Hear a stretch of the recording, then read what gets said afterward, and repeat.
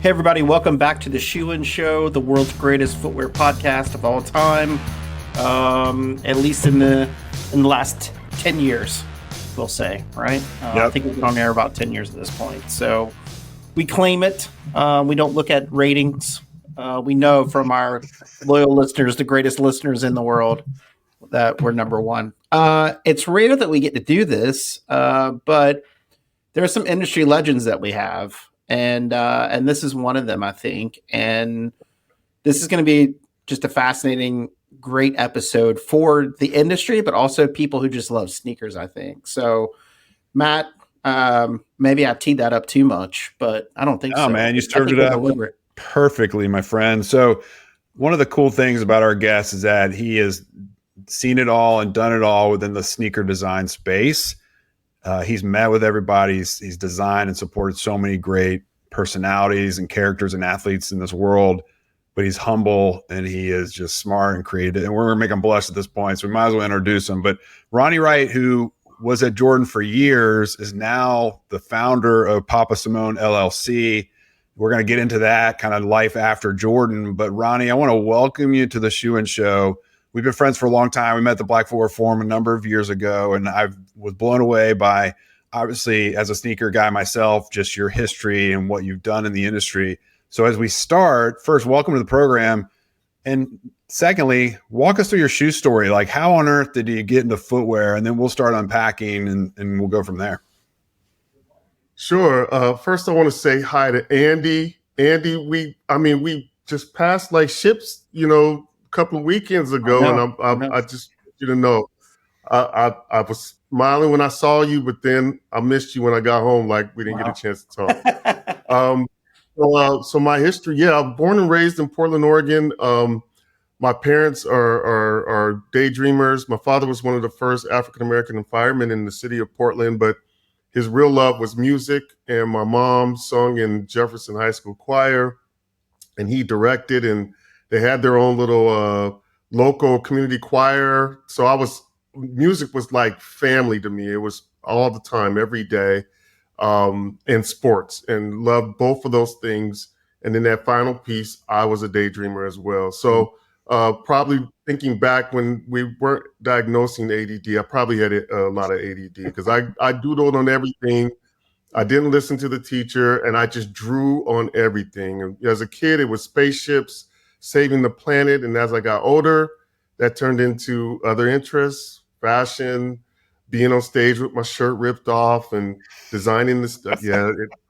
Here we go. Buckle up. Jerry Curl.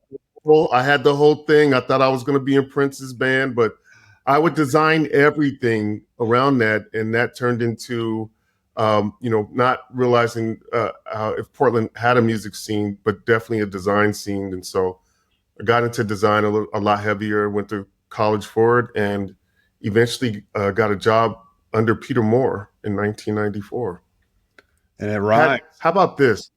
I had no clue who Peter was growing up, but I had every single one of his posters nailed to my wall because the tape wouldn't stick. So the Iceman, Gerving poster, Moses Malone, all of that. Sports and daydreaming was my thing. And then of course, I didn't know who he was when I met him either.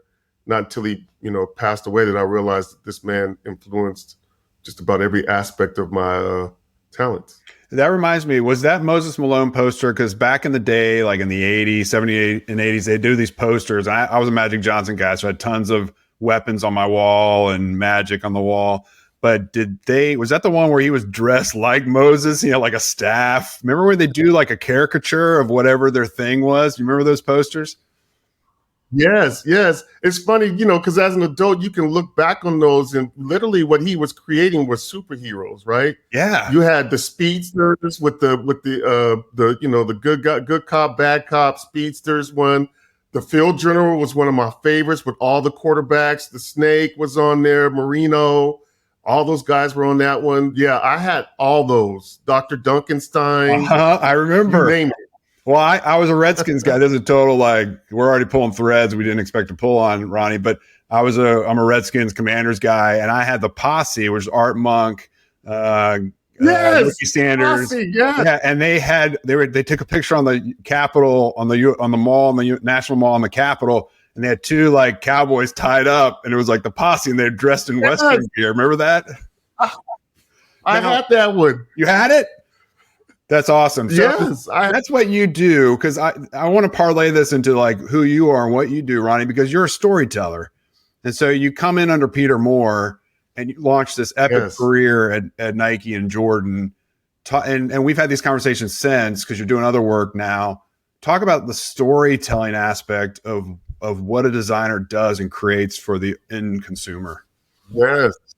So vital. I storytelling is probably the key piece to really being successful. And what I mean by that is you got to have empathy. Without empathy, there's no influence. And in order to have empathy, and in order to tell a story, you got to really know what you're talking about. You got to be connected. Peter showed me that. My first interview actually was with Peter and Strasser before they were Adidas. I think they were Sports Inc. and they had a ton of licensee brands. And I walked in and I shared my brand, told my story, blah, blah, blah. And this gentleman by the name of Owen said, hey, you seem like you got potential. Good luck. And later in about 94, I saw an ad for a graphic designer for Adidas. And I told the story of my love and passion for sports and college sports at that time. And that year, 92-ish, I think, 93-ish, Fab Five were the hottest thing. So I told a story about that love and passion for sleeping outside in the snow just to be the sixth man on the court to scream at this other team. You don't even know why you hate them, but you've been told that's tradition, right? And Peter said to me, he literally looked at my book, and I just dropped it off. He called me in. He said, at the end of the day, he said, hey, you need some work on your design skills, but you get this consumer. And that was from the storytelling. He saw that I was passionate about the most important part about designing, empathy. How do we do that in today's world where empathy seems to be fading some? Because I was thinking before we got on, I was like, like you're designing shoes for mass market, right? Like people love sneakers and they form community around sneakers. But is the community receding? Is it fragmenting in this kind of world? And I don't want to go so deep on this from a sociological issue, but I feel like it's the time that is like sneakers usually bring people together, and now we're having all these extra fractures. Like, how do you tell a story and get a community together in this day and age? I think you said the perfect word. I think we have to accept evolution. Sorry. You ask a question, you're going to get a creative answer response, which is probably going to be even more confusing. But the world is much more built from microcosms than it is macros. Like, if I don't like everything that's out there, I'm guaranteed to find that subgroup that think like me and act like me. So therefore, the world has become more intimate. And we keep trying to do old school and go, how many can we sell or design for the masses? When the masses right now, the bigger you are, the less intimate you are. And I mean, who doesn't have a brand right now? Pick a genre or product. I mean, it used to be you can only do your own little t-shirt brand, till somebody figured out we can make people think they designed a shoe and start their own shoe brand. And you got shoe brands, you got t-shirt brands, you got jewelry brands. Everybody has a brand. Everyone has a brand. People are selling themselves as a brand and we're buying it. And therefore, it really does come down to empathy. They connected with me. And so someone asked me, a particular company asked me recently to share my design philosophies. And at the end, they were like, so who do you follow? They wanted to know, where did I get my inspiration from? I was like, who don't I follow? You want to see my Instagram account? Like I probably tripled the amount of people I actually follow than follow me because of the fact that so many people have so many interesting things out there that I want to see. And now with AI, I'm half the people I follow. I'm like, is that real? Or is it fake? Right. But it still grabbed my attention. It grabs me personally. So I think it's the opposite. And I don't think corporate is paying attention to the fact that they're trying to sell one thing to the masses and the world has evolved. Well, that intimacy is going to be so important, Ronnie, because Andy's right. Like, just look at our media consumption. Everything's just fragmented and micro, just these micro kind of industries and echo chambers, if you will. That translates out to the consumer goods space as well. But intimacy is going to be so important as we continue to enter into this AI age. I mean, it's scriptural. There's that question Pilate asked, like, what is truth? That's going to be more important than ever before. And so if you're bringing like real designs from real human beings and you're telling a story that's impactful, it's not going to sell tons of product across the board in a mass way, but it's going to sell the right amount of product to the right people. That seems to be the way to go. But the question is, how do the big brands corral that? How do they create their own microorganisms or targets within their own structure if they're so massive? I love that question. I mean, I've been blessed at Nike to have 12 jobs. And one of the jobs, three of my favorite jobs actually were very intimate. The first one, probably a little bit commercial, was women's sportswear. The second one was North America product creation, which, that's always internally. All the regions, the jail teams are treated as the crazy uncle. Who invited crazy uncle over? Because we got a plan over here. Gold is the new black, but the world didn't buy it. Foot Locker's looking at us like, gold is not black. And then they call crazy uncle and go, crazy uncle, can you fix this? And crazy uncle does. So your regional design teams are already designed to be intimate. They're already designed to be intimate, right? That's why you can't get rid of them, because they're looking for that thing that makes sense to that region or that neighborhood. So that already exists in your large corporations. I think what corporations need to do, I've been on this one very heavily.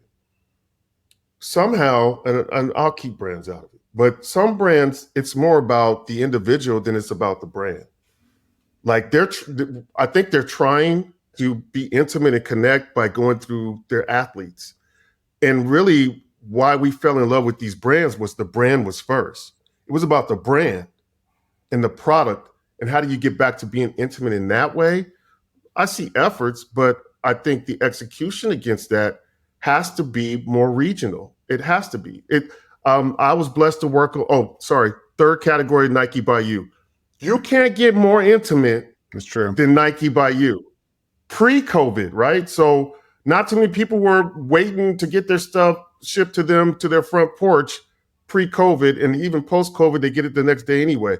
Nike by You consumer not only has to wait a minimum of a month for a basic thing, but the beautiful thing is they designed it. And it wasn't just creatives, it was real athletes. There were NBA players signed by Nike who were doing Nike by You colorways on Nike by You, waiting while they get free shoes just so they can wear that version.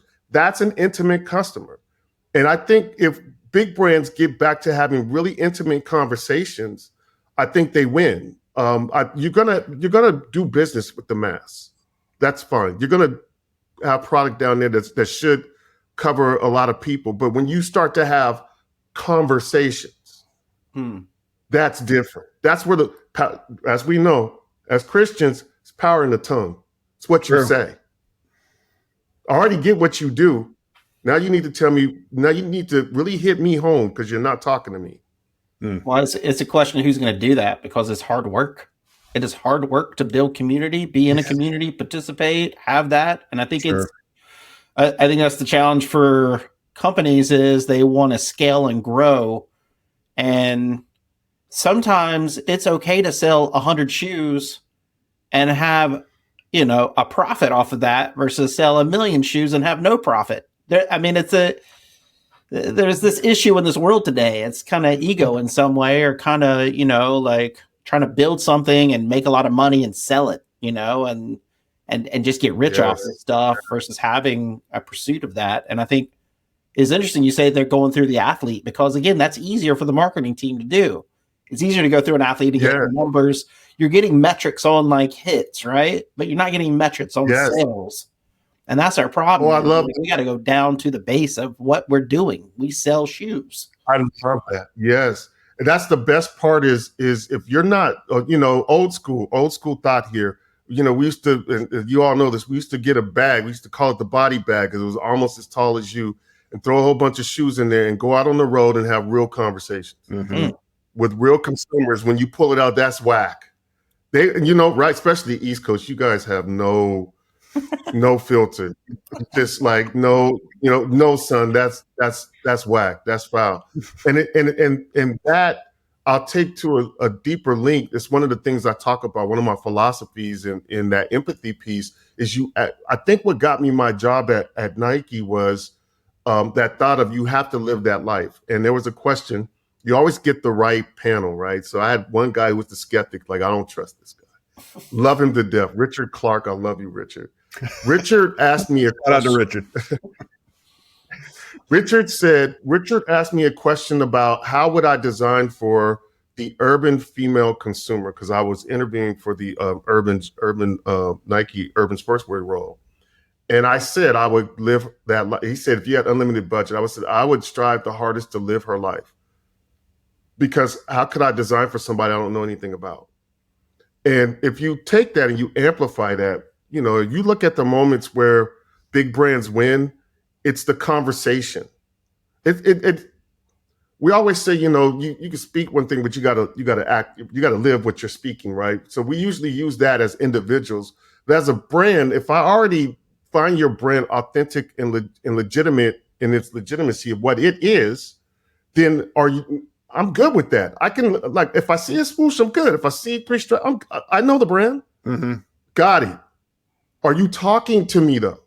Because I'm past the, you ain't got to prove nothing to me in product. You got to talk to me. And don't get me wrong. I mean, some brands hate other most people hate certain brands' running shoes, and yet they still seem to be on top. Or they hate this brand's basketball shoes, yet they still seem to be on top somewhere. I get that. That's all fine and dandy, because those brands are built to strive to be functionally correct and get after those things. You still have to talk to me though. You still have to talk to me, no matter what. No matter what innovations you come out with, you still have to talk to me. I agree with that. I mean, when I go to these sites and I'm doing the filter thing, like men's shoes, size 12, like the practical things, I'm going and filtering down. And then whatever is curated for what I'm looking for, if it does, that's the final kind of seal of the deal. Does it speak to me?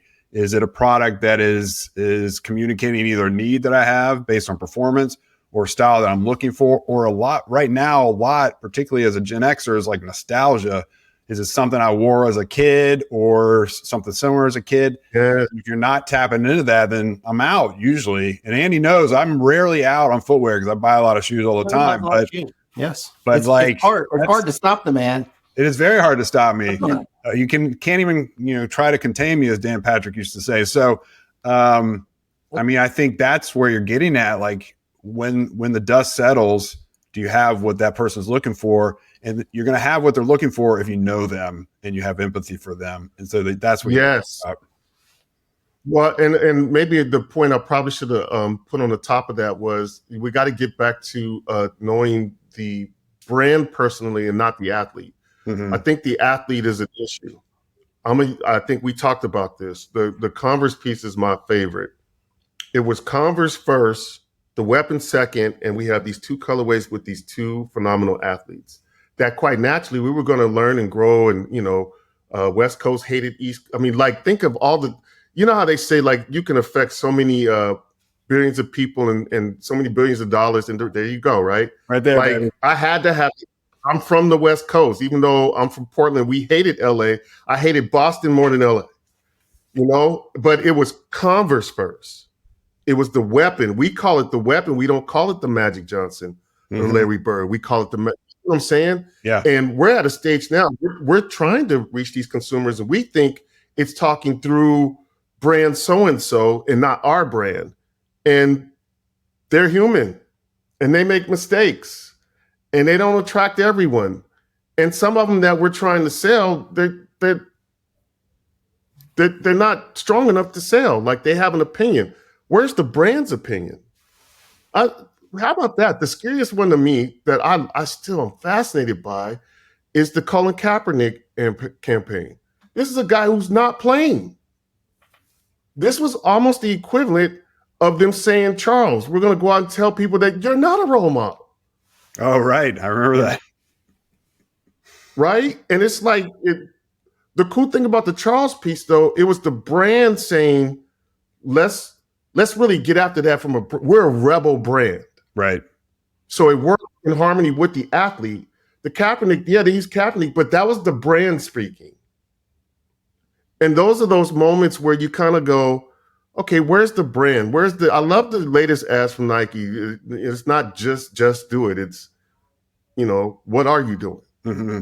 And we'll see what happens with that.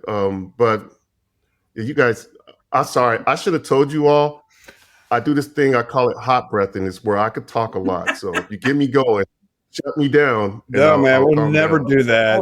We'll never do that. And my question, and I could talk to you all day. I know Andy could. I don't mean to step on Andy's toe. I'm sure you got some questions. But my question for you is, what was in the water in Nike? As I think about Dr. Dwayne Edwards and Wilson Smith, both of whom have been on the podcast, and now you, Ronnie. It's like the trifecta. We're closing it out. We were at dinner the other night, all four of us talking. It was an amazing dinner, kind of that intimacy, kind of breaking bread and fellowship that we all so sorely need. And there was someone made a comment. It's like, there's hundreds of designers at any given moment at some of these big brands. What was in the water in Beaverton for like the three of you guys? Because you've all three come out and excelled. You have really, really cool points of view. You're doing some really cool things. But what was about it that really drove you to these successful places? For me, it was something else that I dig into, because I do music, is this idea of the collaborative. I think group perspective is probably I don't think the world exists without us getting together and harmonizing in some way. So for me, it was that. I was born in Adidas in the 90s when Nike was killing us, and we all wanted, all of that. But there was, I was the 5th apparel designer in Adidas America, and I was the 7th footwear designer. So to sit in a meeting with Peter Moore every week was nothing to me, and have him cuss us out all the time. But to go to a Nike where it's very large, where at other companies prior to, I did everything. To go to Nike, you're really segmented in, this is your specialty. And I think what helped for people like Wilson and myself and Dr. D to win, one, we were born and raised in this during a time when you did everything and you collaborated and conversations were real. Mm-hmm. They were real time. When I got to Nike, that was a flip for me. It was very large. So it took me a while, but I had to find that hustle again. So it was my relationships outside of my discipline. I'm a creative. So it's my marketing partner. So it's the business administration partner who handles the money. They got to be creative. And having those conversations and that collaborative, Mark Parker talked about it. He confirmed it. He was like, me and Tinker still talk. We still draw. Mm. Mark sends Tinker a drawing. Tinker sends, right? Because of that, it's the creative nature that I think gets after having a humbleness and the connection. I think that's what was in the water. To me, it's like, I have an idea. What do you think? What do you think? And it was less, I'm not corporate. Maybe, but there's got to be hunger in there too, right? I think absolutely. The challenge that I have today when I walk on some big campuses, and I'm wondering who's hungry. I see a lot of people walking around and having coffee. That's great. It's good to have conversation, but like, what is that a productive conversation? So it's like you said something earlier. Are you living the life, or are you just living the CV? Yeah. Are you living your resume? Right? It's landed on your resume. You did this. That's great, and you contribute here and there. But like, are you? I get asked to come and talk to different college classes, and I'm always asked at the end, like, what can we do to be successful? And I'm like, if you're starting off, you show up an hour early, you take notes, you listen to everybody, you stay an hour late at least one day a week. And I had one girl who was just like, well, that's going to ruin my mental health. I'm not getting paid for that. And I'm like, I mean, no. Yeah. So this isn't for you, right? This world is not for you. You can go somewhere else. That's fine. But it's like, there's got to be some hunger, right? There's got to be some like desire to absolutely like lean into that. Like that's my concern is like the young people in every industry today. And it's not hammering the generation or whatever, because there's plenty of people in new generations that are hungry and doing some great stuff. Yes. But that's just my concern is like, are you gonna like the success? Like you want to be successful, you got to earn it. Like it ain't gonna be Instagram. Yes. No, well. So let me dig into that a little bit. So that's why I ended with I'm not corporate. I was literally on my way out the door. I was working on something on the brand product side because it was there, and I'm serious when I say this. And like God was beating me up, like, well, do something about it. So my biggest successes were in areas I had no business being in. My biggest successes were in areas I had no business, well, at least at the time. That wasn't my job. It wasn't asked of me or required of me, but it struck me, and I was passionate enough to say, I must do something about it, right? And even up to my last day, I was sending out something that had no business, that I had no formal experience in, but it was so heavy on me, and I was so passionate about it that, again, I humbled myself, and I began to meet with some key people to go, I got this thought. It's not my area, but what do you think?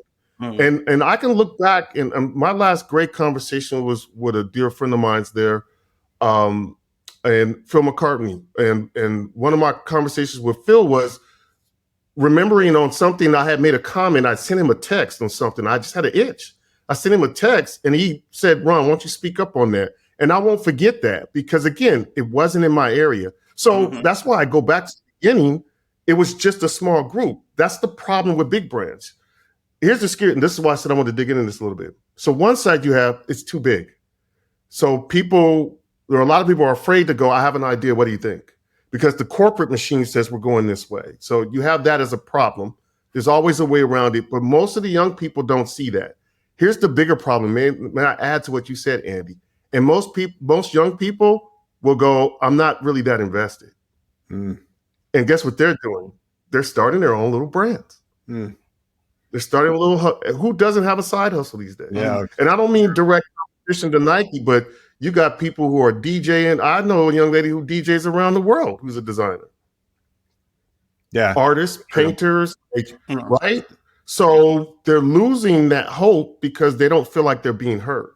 And that's a challenge, Ronnie, because you checked your imposter syndrome at the door, right? And a lot of people have this imposter. I don't really belong here. In fact, I asked this question of Wilson on a conversation we had on this podcast. Like, take me back to that moment. You're on the other side of the door before you walk through and sit down with MJ for the first time with a design.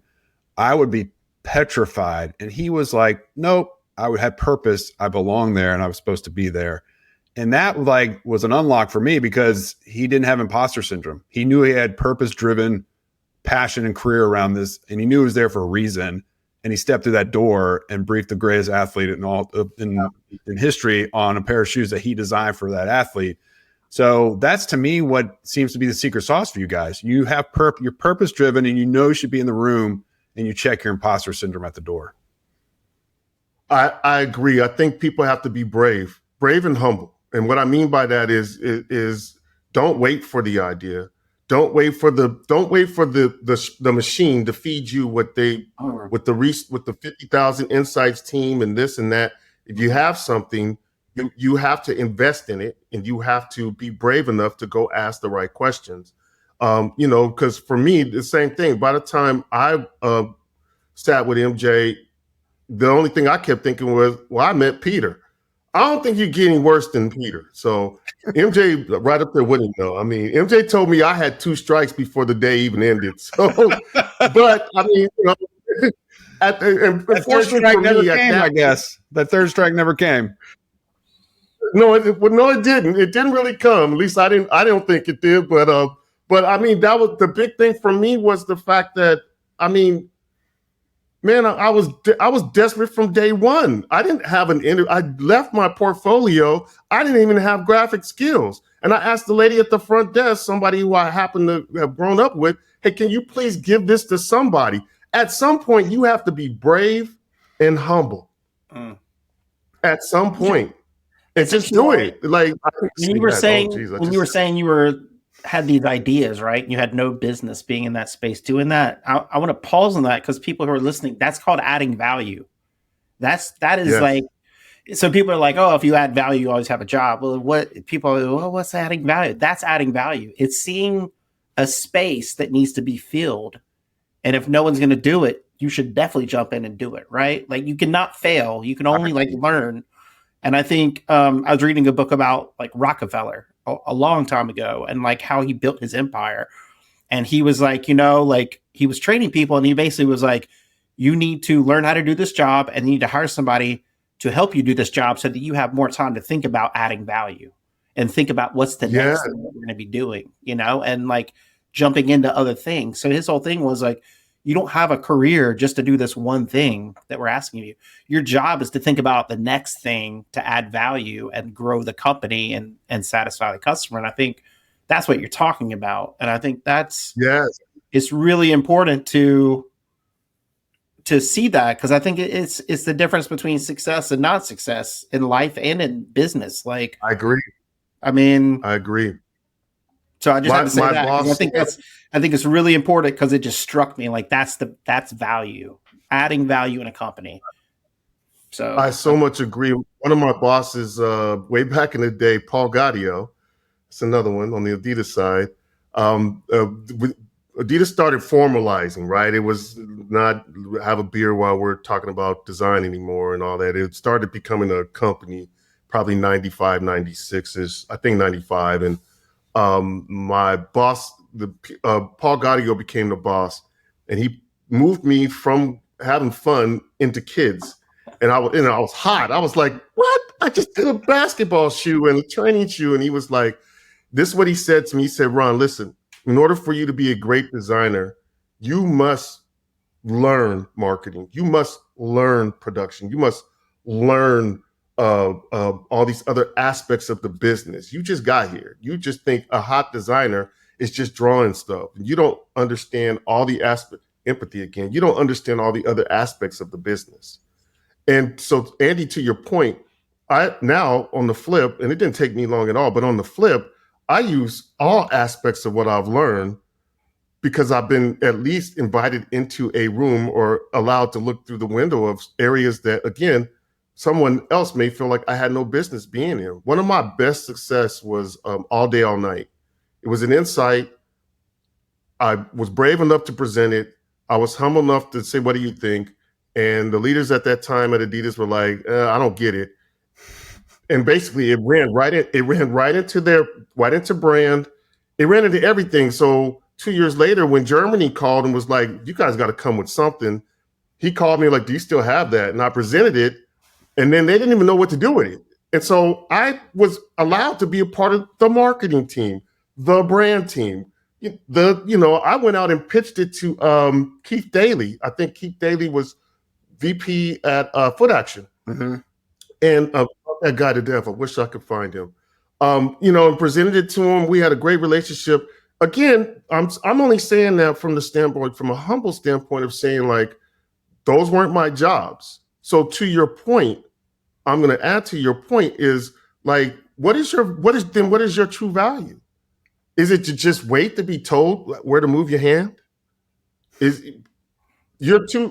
way too many creative people in all aspects of business that can get up and say, I have an idea. Why are you waiting for corporate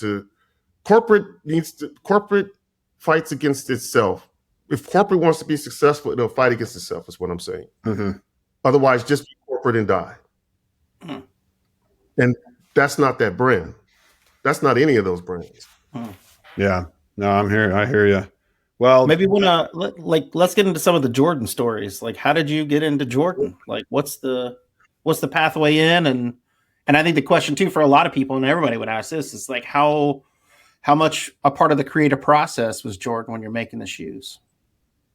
Oh yeah. I love both those. I think because I was around the industry for a while, I think that's what got me in. For example, before I was even at Nike, I ran Mecca Footwear out of Santa Barbara. We used to do the big show in Vegas, Magic Show. Mm-hmm. Yep. And our owner was good friends with Larry Miller and the Jordan team and Dr. D and all those guys would stop by the booth and hang out. And, we got to know them from that standpoint. I would say someone working towards getting in, I would say the same thing. I pause because it's going to be the same thing. Like, you need to be so much on top of of who you believe the Jordan consumer is, along with what the brand believes what Jordan consumer is. You need to really study the brand and study the consumer. And you come with ideas that you're going, what if? Bring something that you don't know if it's fresh to them, but it could be because you're thinking about it. You're not trying to follow them. Don't follow them. Lead new. Try something different. That's where we won. I mean, somebody literally got up and said, training is a thing, and Reebok was born. Who knew, right? But somebody had to do it. I tell people that all the time. I was like, well, before air, there was no air. Somebody, right? It's now a common thing, but somebody was like, what if we actually captured air and put it under a shoe? And it was like, come fresh, come new, come constantly thinking of what's next, and think about the experience. I'm into the items, I'm into the ideas over items. Like, what's the experience? What's the culture? I'm not even in the consumer anymore. I got to start with culture to get to a consumer. Because I think those items will flow from the culture and from the ideas brought. Right. Yeah, that's what All Day All Night was. It was a culture thing, and it wasn't a consumer thing. I was solving for a culture. And so for me, I think that's how you're going to get into Jordan. Working with MJ, and how much was he involved? He for my era, he was heavily involved. That's where my 2 strikes came from. When I got there, the whole my direction was going to be around flow. And I remember when I worked in for GBMI, I was in Santa Barbara, so I knew MJ was going to be down in Santa Barbara. So I approached Larry and said, can you find out, can I bring a bunch of designers down? And we just present to MJ. And he was like, sure, I'll ask. And MJ was like, yeah, come down. So mine was around flow. And when I began to tell him the story, I was like, yeah, I'm from Portland. You remember when you clowned us with 6 3-pointers, and you did this to us? And at the same time, I'm wearing a triple black Detroit Tigers hat. And so when I finished, he looked at me, he was like, you got 2 strikes already. You just got here. And I laughed, but I kept going. And we were presenting the 31. The 30, there was some internal hiccups that happened with the 30. And I knew having that meeting with MJ was going to allow for me to really get to know what he's looking for and how he was looking for it. And, just study him. That's what the whole goal was. I just need to study him to understand, how I can serve better, how I can collaborate better, because communication is everything. And MJ was phenomenal. We flew down to see him in his home. And we sat for hours just talking about everything. And his memory, oh my gosh, his memory is stupid crazy. He was remembering a game in Milwaukee. He was, it wasn't nothing I remember. It wasn't nothing that we would all be like, oh yeah, I remember that game. It was probably something somebody said that he remembered. Mm-hmm. And those type of details, I think, were phenomenal to me. The big keys for me with MJ was, he has a phenomenal memory. He even remembered when we were in Santa Barbara, I had a particular bag that I brought shoes in. And one of the shoes I pulled out, the designer created a shoe that looked a little furry. And MJ grabbed it and he said, is this a joke? And we all laughed with him. And I was like, well, it isn't. So when we went down to see him at his home, he was like, he remembered that bag. He was like, oh, it's that bag. Again, I'm studying. I'm like, okay, we won't be bringing that bag again. So things like that, I really appreciated about him. He is very passionate. He also understood that he's not the consumer. So, but he's passionate about performance. He's passionate about the language of design and the aura of the Jordan brand. Like he's looking at, if he feels like it doesn't meet that, he's going to question it. As he should. It's his namesake, right? But I never really thought of that. Like, not necessarily understanding the consumer in a mass way about how to reach them more on the performance and the aesthetic relative to his namesake and the brand and the aura, as you said. I mean, those stories are phenomenal, and it's everything we saw in The Last Dance, right? I watched that over yes, and you see that meticulous memory when Isaiah and the Detroit Pistons, hence why he shouldn't have wore the Tigers hat, but Isaiah and the Detroit Pistons wouldn't shake their hand at the end of the Eastern Conference Finals, and he remembers that, and he still is not happy about it, right? So I can see everything we know of him publicly, you're confirming behind the scenes in a collaborative way as you work with him. So, yeah, absolutely. He if we just sat and we said, what are those one word, little quick one words that describes the Jordan brand? You would immediately go, if you stop and thought about it, well, that's MJ. It's not just the brand. It is MJ. Like, the brand is style, luxury, tenacity. The man. Right? And so you go, well, that's right. And so, even with the Jordan brand, I think for Jordan to live, they have to get back to really, or I think they're there, but I'm just saying, like, owning like it's the man. It's the character of the man is the character of the brand. And then constantly staying on people about that is I don't know. I don't think you lose with that. Yeah. What do you, as we close out, what are you doing? Papa Samone, walk us through kind of chapter 3 of the Ronnie Wright story. Oh man. I've always loved to hot breath people, run my mouth. I recognize at this age, God, that's one of your talents, respect it. I still love to create and design. I love to think business. I love to think brand and positioning and all of those things. And how do I capture that into obviously an opportunity, a creative suite to mentor, to teach, to collaborate, to design, all those things in a creative suite that I'm offering. So, for example, I'm going out to Virginia Tech next week. Actually, going to be teaching, I think, across 5 days. Actually, so from across the fashion school to industrial design to business class, the marketing classes, share creative perspective on that. I've had a few phone calls from brands outside of the fashion industry and into other industries who would love to hear design philosophy. And so I really want to kind of grow that. I'm looking over at my other screen here. I'm still daydreaming. I'm still designing. But I love the conversation. I love these conversations. I loved our dinner because I'm looking for opportunities to grow and feed. And I think that's what Papa Samone is going to be. It's going to be an opportunity to contribute to brands or individuals or teams in the field of creativity. That's amazing. That's amazing. I'll have to say, it's kind of curious that you say Virginia Tech. I've been talking to Virginia Tech, deans of Virginia Tech, through the Footwear Innovation Foundation about creating a cross collaboration between the industrial design school, architecture school, music school, engineering school to come up with like a new system for footwear. Right? Full circle moment. So there's some, and I like Virginia Tech because they're not uppity, right? They're not high class, like Ivy League, like think they know everything. They're like they grind, like they are in it and they know. And they're super smart and super collaborative. So campus is beautiful. You're gonna have a great time. So I got a call with them soon. So I'm gonna. That's fascinating. Andy, if you need me to fly back out, you let me know. We can tag team. I went to University of Kentucky last year and around this time for the same reason. Same thing. Hungry.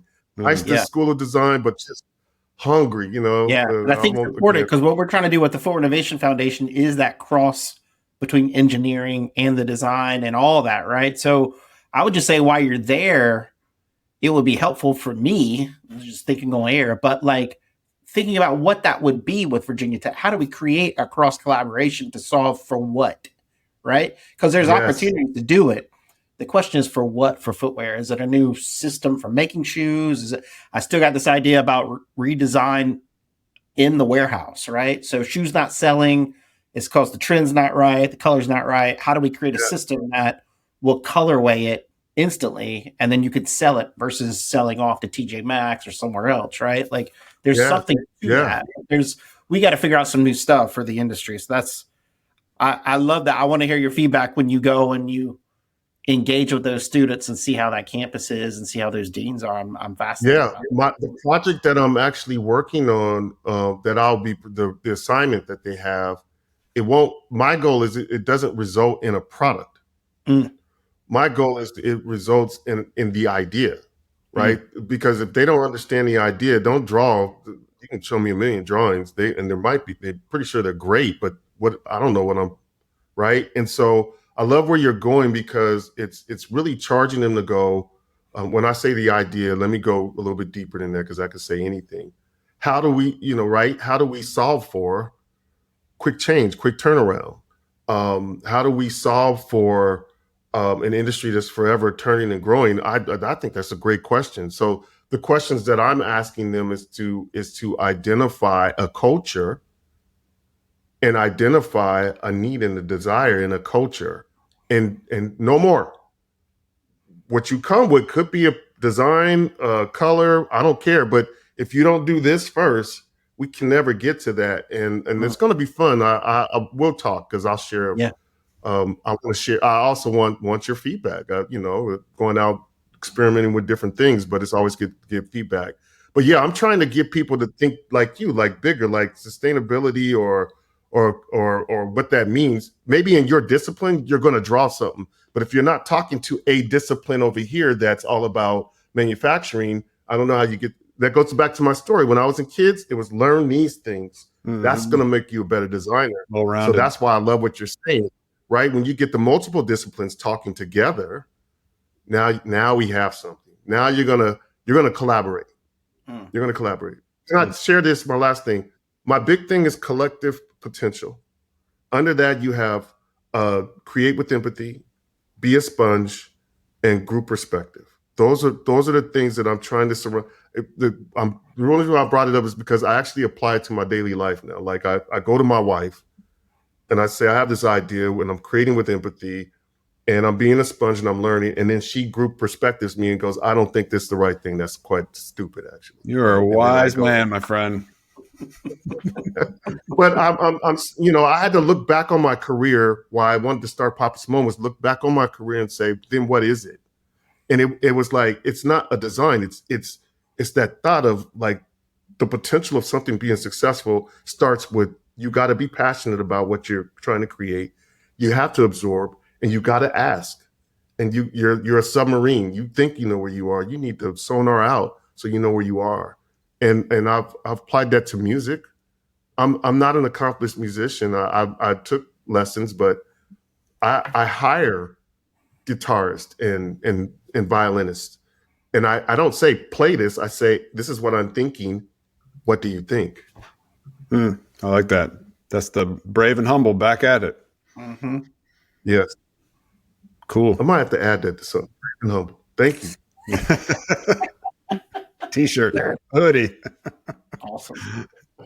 Well, I have to say, I hate to wrap this up because I think I'm learning just as much as, as anything. Just, I think like iron sharpens iron, right? So like hearing someone talk about business and perspective matters to me because I'm after ideas and I'm even more than that, I'm after the execution of those ideas, right? Like nothing in innovation matters unless you can do it. So, but I think thinking about how I do it and how I do it correctly and how I do it, to your point with empathy, like how do I help other people do it too? Like that's giving back in some way.